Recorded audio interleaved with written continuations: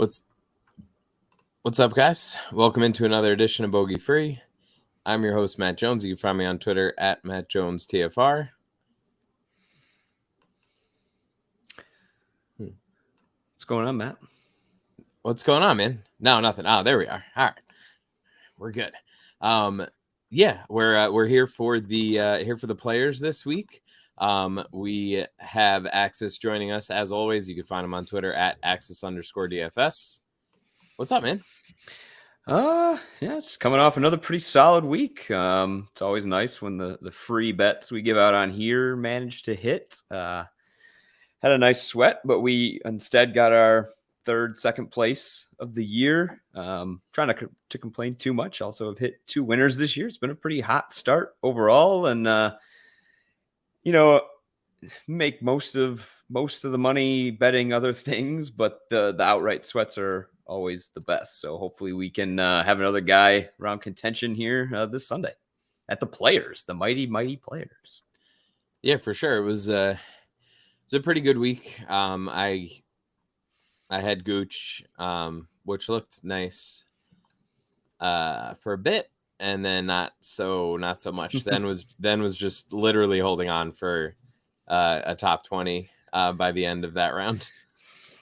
Yeah, this is the second time Scheffler has put a knife in an outright. First it was Cantlay, and this week it was Hovland, and both had at least part of the lead going into the 17th hole. I believe Zalatoris did too when he lost. So yeah, I don't know. That's the variance you talk about when you need everything to go right to win. I watched a lot of Hovland's round.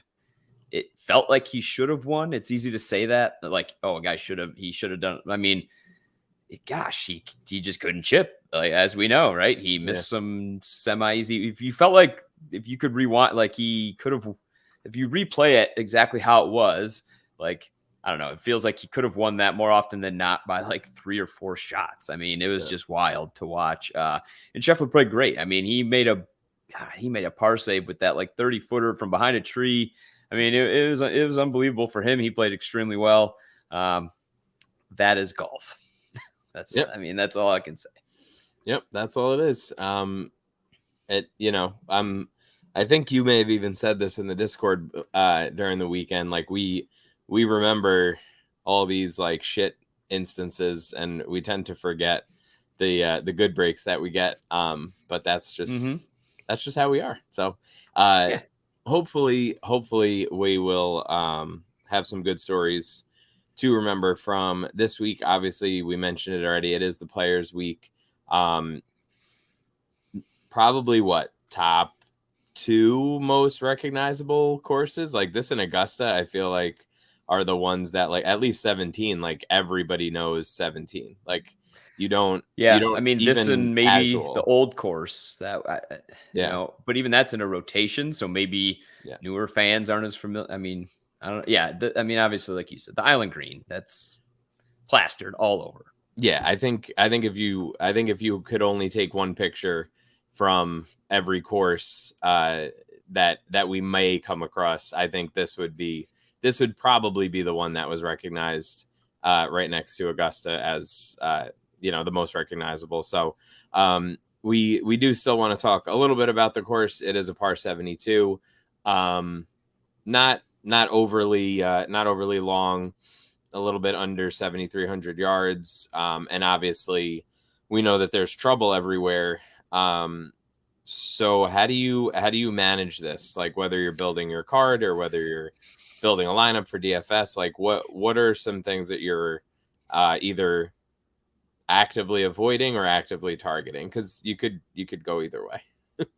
I think you just have to be aware of it. And if you're not going to change anything, maybe you just play less action than you normally would if you're not going to actually change how you go about it. So like for DFS, maybe you're a single lineup guy. So maybe this week, and you should have maybe done this at Honda too, where, there's just more variability that even the good golfers get ate up by. Like, it doesn't, the water doesn't care who you are. If you go in it, that's and there's just more of it. Right. And the weather is going to be pretty wild, it seems, at least come Saturday. which again, you don't know if there's going to be delays. So like even trying to prepare for that, like your guys could still get tossed into it. You just don't know. So maybe you build 3 lineups instead of single entry. Maybe you make 20, and this week, you know what? I'm going to dial back a little bit. I'll play some different tournaments. Maybe I'll make 40 lineups and I'll knock my top ownership down to like, I don't want anyone more than 30%. I don't know. Yeah. We've seen crazy stuff happen here all the time. Winners miss the cut the next year. Guys just come out like it. That's what makes this tournament, to be honest. And I wish, and I haven't seen it as much. Maybe I've muted the right words over the years, but it felt like this year I just have not seen as much of the 5th major type talk. Maybe it's because the Saudi stuff's all over. Like there's just a lot of golf stuff going on. Tiger Woods is going into the Hall of Fame. Like I saw that all over Twitter today. So maybe, but like this is an awesome tournament. Normally gets shadowed with a little bit of mockery by fans, at least in my world and the golf DFS tout Twitter world of like the 5th major type stuff. And I hate it. I hate it that they've tried to manufacture it instead of letting it naturally happen, because this course lets so many people into the field because you just can't overpower TPC Sawgrass. And if you make a bad shot, it could really cost you. And some guys might not like that, like because a lot of times, like mishits are fine, right? Like, but here it could cost you big time when maybe you feel like I didn't hit it that poorly, but I ended up in one of the many water hazards. So I think that, and the closing stretch, it has a par 5 with water all up the right-hand side. And then obviously you have the island green on Sunday. And then you have the dogleg left 18, which is, I think plays the hardest on the course. Yeah. Relative to par, if I recall. Water all up at the left. So, a lot of guys these days hit cuts. So, I don't know. I love watching this. Like it does baffle me, and it makes handicapping harder. Like I just bump up, the variation a little bit. Like my lines are a little different, but I don't know. There was a lot out there though, because all the books want the action this week. They know more people pay attention to this. I mean, FanDuel had so many wild numbers compared to every other book. It was insane. I think I pretty much made every bet this week at FanDuel. Yeah, and not only that, they're also just offering like other. You can always tell when there's like an extra category of props and all this stuff that attracts like. Yeah, they're offering birdie props for round 1. Yeah, like all that kind of stuff. Is always a sign that they're going to be making quite a few dollars off of those. I just said before the show, they literally have like props to hit a hole in one on 17 in the first round, and like people are going to click on something. Even betting the group, it's like 50-1 to bet a group to get a hole in one. Like, what are we doing here? Like, what? Yeah. I mean, that's one of those where it's like, all right, there's like you and your buddies are sitting on the couch and you're like, all right, let's do $10 on this group. Like, I don't know. Yeah. Next thing you know, you're down $150 throughout the day. But yeah, there's so much. I didn't even run half of it yet. And I don't even know if I will. Yeah, no, it's some hard of it. I don't even know how I would run it. Like I obviously hole in ones I'm not even dealing with, but no, I mean, if somebody out there has a hole in one model that they want to tout and share, FTN is hiring right now, so go ahead and apply, I guess. But that's not really a thing that I'm particularly interested in. But yeah, no, it does go to show, there are all these extra eyeballs on this week, and I think it's reflected in contests on the DFS side as well. Just real quick, speaking of which, we do have the listener league. I don't really promote it that much because typically by the time that we're recording, it's already full. But I will tweet out the link. I made it 100 people this week. And I think I'm going to give Jones Beach Brewing sweatshirt free for the winner. So make sure you hop in there. It's like $3, top 3 wins, something along those lines. So just for fun. A lot of guys in the Discord are in it. Most of our fellow FTN content creators pop in there from time to time, and a lot of other industry people. So it's fun. I do want to say one thing real quick. So looking through all these extra bets that people are offering, like on FanDuel, now this could be a fun one, like when you're just watching. I'm not claiming to have an edge here. I don't. I might just play around with it though, but they're offering nearest to the pin on 17th per group. And the VIG's only 4.9%. So like if you're just watching, like, some of these group bets even have like 10, 12% VIG sometimes. I mean, 4.5% is like basically the matchup stuff they offer. I don't know. That one could get interesting though, because you have a group like Henley, Hughes, and Peters. Like Henley's easily the best iron player out of that group. Yeah.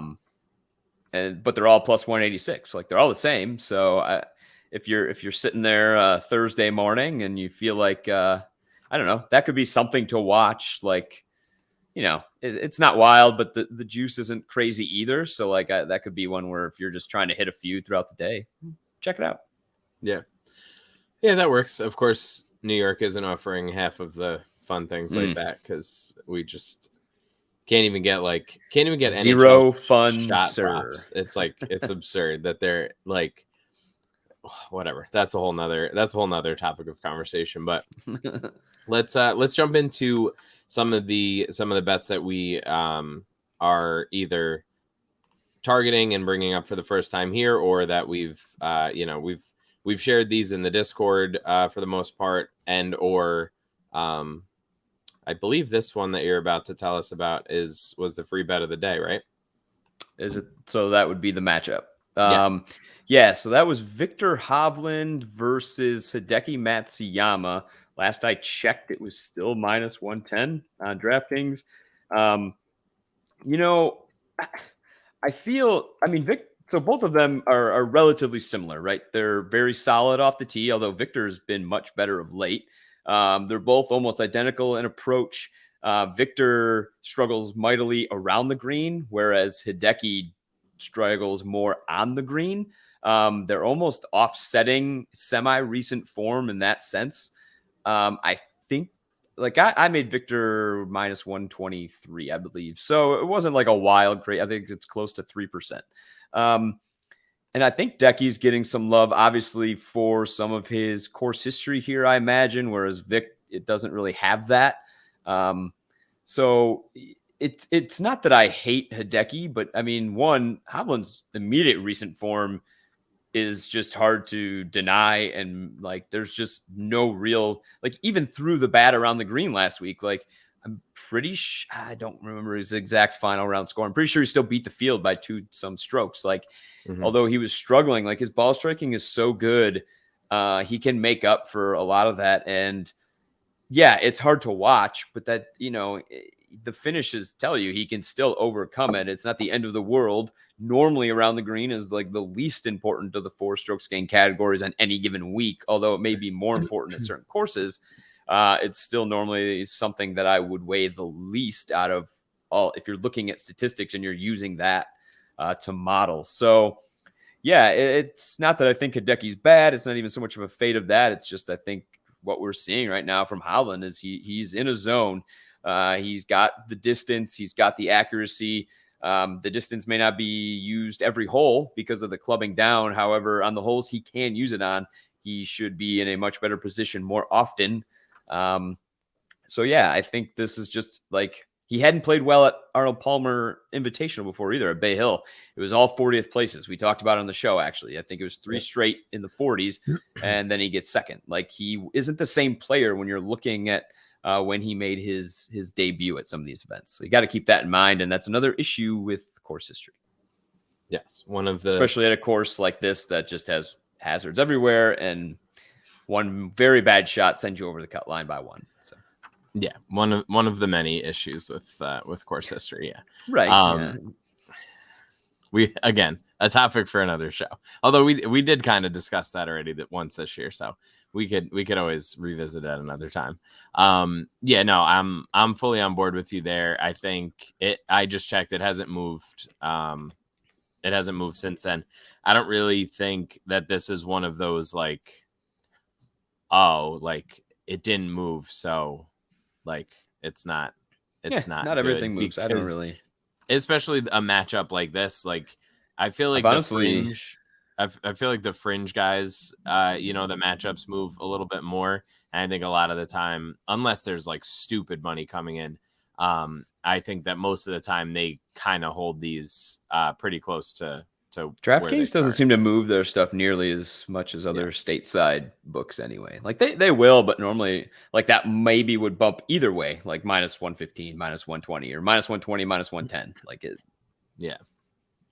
Yeah, no. So yeah, I like that quite a bit too. I think that it's one of those like I said, it's one of those like elite, those top tier guys.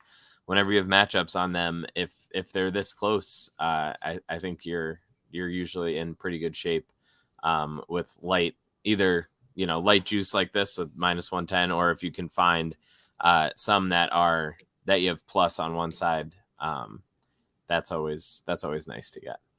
Speaking of which, quick matchup that I'm eyeing at the moment is Justin Thomas at plus 100 versus John Rahm. It's just that plus that's tempting. Like if it was like minus 110, then I probably wouldn't even notice. But it's just that, I don't know. I may have to dive into that a little bit later. I did not run matchups as of yet, and you know, I have Rahm pretty much clear of everybody in the world right now. But like his actual, like that number isn't going to change for a while, but like my actual confidence in that number is somewhat dwindling. You know, like he's been fine, but like he's not just like running away with stuff. Like, so No, he's come back to earth a little bit with me, but it's one of those things too. Like, okay, how much, like, has his putting changed, or is it just one of those things where you see these runs that occur sometimes because he's obviously still driving the ball well and hitting his irons well. right. His short game has been very mediocre. Is there an explanation for that? I don't know. Historically, he's been very good in all four facets of strokes gained categories and pretty much any other statistic in golf you want to look at the last Right. couple of years. So, like, bad John Rahm is finishing 25th. Like Right. that's so, you know, and Justin Thomas is similar, right? Justin Thomas has been playing extremely well of late too. I think I had the matchup like minus 116 plus 116. So there wasn't quite enough there for either of them on my end, but JT's been on fire too. I mean, I wouldn't blame you for taking the plus money. I mean, 6th, 8th, 20th, 5th to start the year. Like that's pretty solid. Obviously we know he can play well here. So Yeah. The another one that's interesting to me, I have Cam Smith and Daniel Berger like right next to each other in my power ranking. They're, I think, I want to say like 5th and 6th ish. Like they're literally right next to each other. But Cam Smith is plus 110 on DraftKings, so I'm definitely going to play that. I'll load that up into the tracker too. That plus 110, like I would basically make them. I would basically make them a coin flip, and I actually have Smith slightly ahead of Berger, so plus 110, just back of the napkin math, feels pretty decent for me. yeah, it's probably close to above 3%, depending on when you have your actual line. I think I'm pretty close to the market on those two. Although, yeah, Berger, that final round is sticking in my head, although I know it shouldn't because it's just one round in very difficult conditions. Yeah, if that was like a third round or a second round in a random tournament, like none of us would even really remember it. But it's just the context for it. That's why I just go with the simulations, because that tells me, yeah, exactly. It's really it's very hard to do, but it's a necessary evil because you could drive yourself nuts trying to go through all this stuff, right? With like banging in all of those narratives into whatever number you're making. It's you can get a headache pretty quick. So yeah, no, I think Cam Smith over Berger for sure. At plus 110 is something that I'm very much interested in. Let's switch over to finish position real quick here. We I guess I'll kick it off because you have one that's moved and maybe you're not feeling excellent about it. They've all moved. It's unfortunate, but hey, that's why I need to be a subscriber. Yep.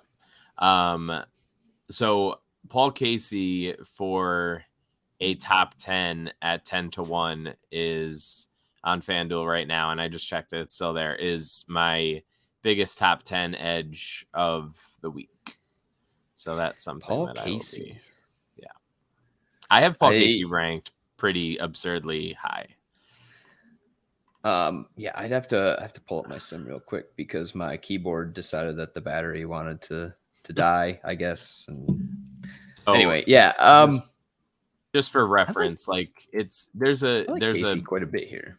Yeah. There's a pretty big logjam of guys in this range, but I have him 9th in the field right now. Yeah. So do with that what you will. That high on him, but he did not show up for me for any of that value, unfortunately. What did you say you got him at? Sorry. 10-1 for a top 10. And that's close because of what see, that's what I mean. FanDuel, I mean, that's where you should be betting your positional wagers. If you're wagering on positionals and you're firing before FanDuel puts theirs out, you're doing it wrong. Yeah, for sure. Just worth noting, I think I'm going to do something about this, centered around this for the musings piece this week, because it's something that I've been paying more attention to. Like part of my power ranking, is, like a time weighted, last 100 rounds versus last 100 rounds has a certain weight, last 50 rounds, whatever, etc. So he's actually trending from a last 100 rounds versus last 24 rounds. He's actually trending sort of in the wrong direction. Yeah. So that's something. But that's something that I'm wondering. I'll have to dive in and actually do the work and figure out if there's anything signal wise there. Like, is a golfer more likely to outperform their expectation if their last 24 round, like if their recent form is better, or if their long-term form is better? Could be an interesting thing to look at just from how I'm rating it. That doesn't mean that that's true no matter what you're looking at for the last 100 rounds versus the last 24 rounds, but the way that I'm measuring things.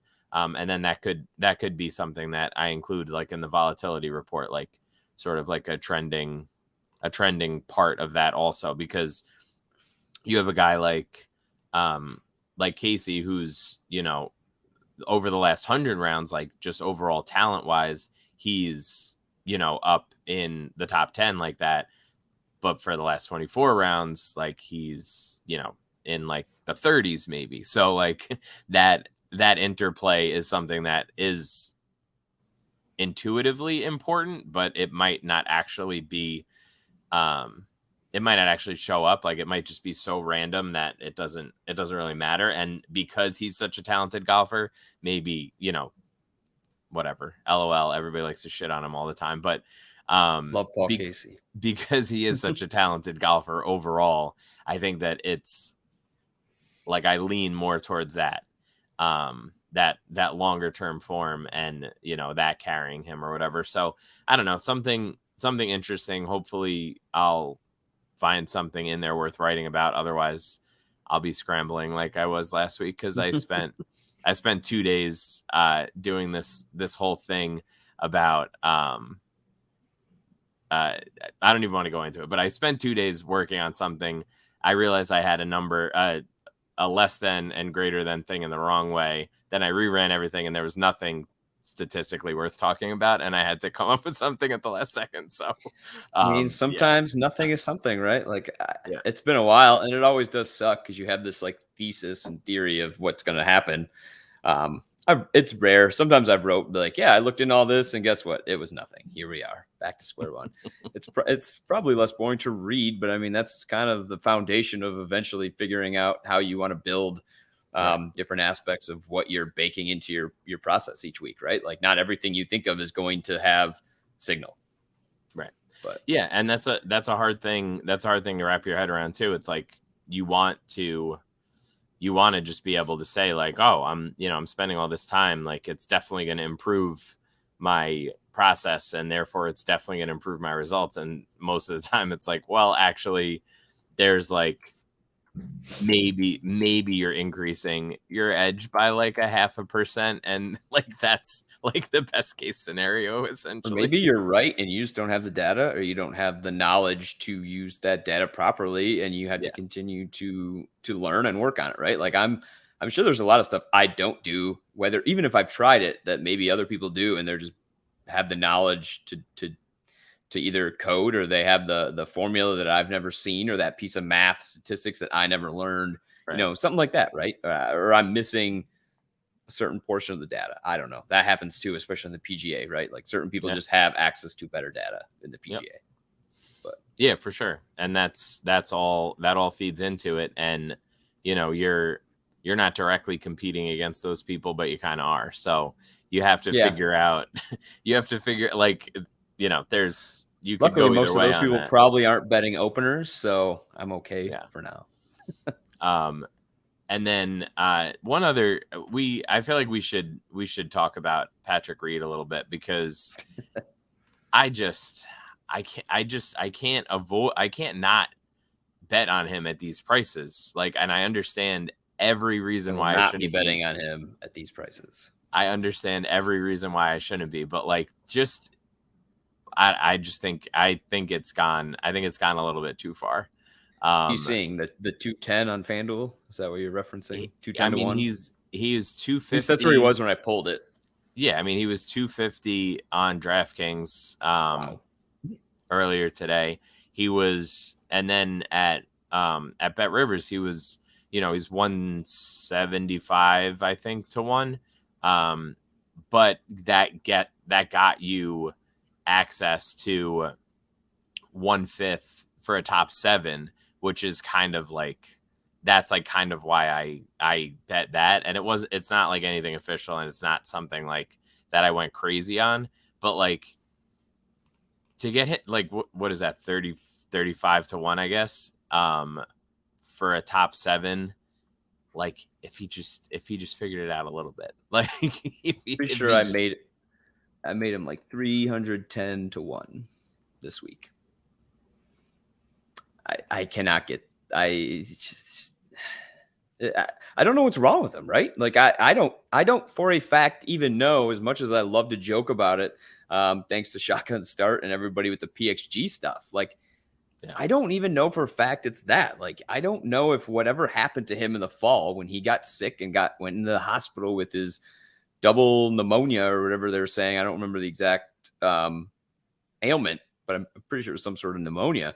Like, I don't know if that's not still affecting him, or like as much as we mock the people who have gone to PXG and whatnot, like I mean, is that really why he is suddenly not driving the ball nearly as far as he used to? I don't know.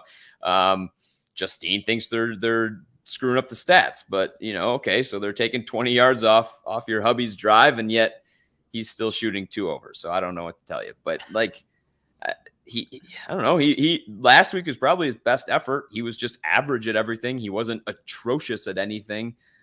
Despite missing the cut. I did see he had a chip in or 2. So, he has a good short game. So it's not like that's complete luck, although it's always a little lucky, but that's a skill. It's a talent, right? Like we see Jordan Spieth chip in all the time.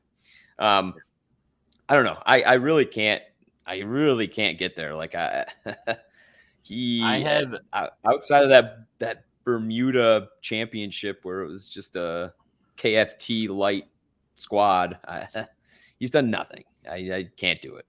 Yeah, I mean, I even with his like current issues, the way, let's say where I have him ranked, even with where I have him ranked, because of because of, I guess, the volatility that he's introduced with having all, like, in the sample, having these like excellent run of golf and then this like atrocious run of golf. I don't know if it's just a volatility thing or what, but I do have him for slight value for a top 5 at, what is he, 1600, whatever, 16 to 1. So essentially I'm doing a play on the Bet Rivers each way to get access to that number.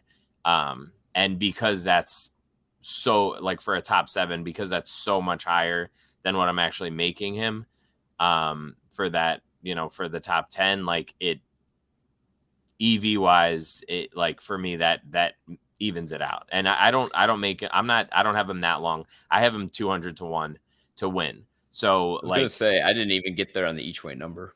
Honestly. Yeah, like sacrificing a little bit on the win side to get access to the top 7 part of that was sort of my play there. And again, like, we're talking about astronomical odds and not really betting that much, obviously. Like, I'm not talking about like putting a mortgage on a ROM each way or something like that. Like, these are relatively small bets. So again, take it for what it's worth. But I do think that he figures it out at some point. Like, I don't think he's just complete dust. And I think that this number in particular is worth hitting for, at least a little bit, some beer money or something. Man, I might be able to bet on Reed if it's to miss the cut, but I didn't actually look at what that number would be. So I'm sure somebody's offering it, but not on DraftKings. No, it might not be, honestly. Sometimes they offer that at these bigger. So I was just curious, but I don't see it on FanDuel either. Yeah, the lowest guy, quote unquote lowest guy, is Answer that they're offering on DraftKings right now. Minus 185. Oh wait, no, that's to make the cut. There's not even a miss the cut on DraftKings at the moment. So offer it, you cowards. Yeah, I mean, that could just, who the hell knows? That could just be a New York thing also, because I'm not looking at DraftKings at the moment, but we don't get to bet any fun things here. They'll let you bet 70 to 1 that somebody makes a hole in one, though. That's cool. Awesome. Oh, yeah. Thank you for that, DraftKings. Let's see. Trying to think if there's anything else that I was interested in. Obviously, I'm gonna load up a couple of plays here on the tracker. I just put in the top 10 for Paul Casey, but like I said, I didn't really love a ton. I think that this might be a situation where I'm trying to add a little bit more live than I typically do and not really bet as much ahead of time, just because, again, like, I'm not forcing it just because it's players. I mean, I'm personally playing stuff, yeah, but I'm not putting subscriber money at risk for my degen tendencies. I'll share the fun stuff that I'm playing, but not in an official capacity. Yeah, just go fire that in the Discord. But yeah, a lot of stuff's moved too, because the markets were out so much faster this week than usual, with this being the players. Like I said, early Monday morning, like, that's normally when I pull the fields and stuff. Like, I normally wait till Monday if I'm feeling lazy, Sunday night. And I was in the middle of doing my normal routine stuff, and all of a sudden all the boards are popping up, and I'm like, oh crap, I'm so far behind if this is going to happen now. And yeah, it was nuts. I haven't really seen the board move on me all that much like that. That was it was very interesting to see. FanDuel's auto bet creator must have got all screwed up. I mean, there were guys who had better top 30 numbers than top 40s, and like one of those situations where it was just it took a little bit. I mean, I'm sure they all got hit into place by people who liked them. Unfortunately, most of the ones I found off, they still weren't off enough for me to hit them, but I was just chuckling because it was just another one of those situations where, like, if you can be around, it can pay off. Yeah, for sure. And we hopefully grab some of that in the Discord, and like I said, we'll continue to comb through here over the next day or so. There, you never know what happens. Somebody, you might find something that people haven't dug into quite as deeply, or you still show value on stuff even as the week goes on. It happens. Honestly, that's the beauty of the Discord too. Like plenty of the subscribers in there are often pointing out different like I literally do not have time because of my lack of coding to do all, especially when you're adding in all these new markets like this week, to be checking all of this stuff. Like there's so many legal books and so many markets now. Like it's just quite literally just be sitting here all day attempting, most of which is all just juice to hell anyway. So like that's another great port. Like they're always sending screenshots like, hey, did you see this? Like, oh, no, I didn't get into the 80th tab on BetMGM. Let me run that. Yeah, exactly. And find some valuable stuff sometimes. Like it's hard awesome. It's hard to even like click through everything. And like we've talked about before, we don't have every single thing being pulled in at once. And like they don't offer half of it, so I don't have anything ready for that anyway. Like I don't have something to just pull in all these who's gonna make the closest to the pin on 17, right? Like right. Yeah, no, exactly. So that's always good if you ever see anything, always shout it out, and if we can make a number on it, we will, and if we can't, we'll just tell you we can't. It's the worst thing that could happen. Yeah, I do it all the time. Like, nope, I have no idea. Good luck. Yep, exactly. Like I might think this, but yeah, good luck. All right. Well, I think that just about wraps it up for us. I'll save the DFS stuff for some tweets over the next day and a half, and we'll let you guys get out of here. Hopefully, we can continue. I feel like we've had a nice little streak here of show picks, as well as I'm turning things around slowly. You're off to a good start this year. So hopefully we can head in the right direction towards the Masters over the next month or so here. Yeah, it's always nice when the free ones hit. Like I see the record on the site, and that's great, obviously, for paying subscribers. But it's like we were asked to put out a couple free ones here, and it's been a rough go on some of the free ones, and it's just like, right, the other 5 hit. Like, thank you. So, just an ego thing more than anything. Like it doesn't really matter, but for sure, stings a little. Yep. All right. Well, thanks for joining us, Axis. As always, it's been a pleasure, and we will all talk soon. See ya.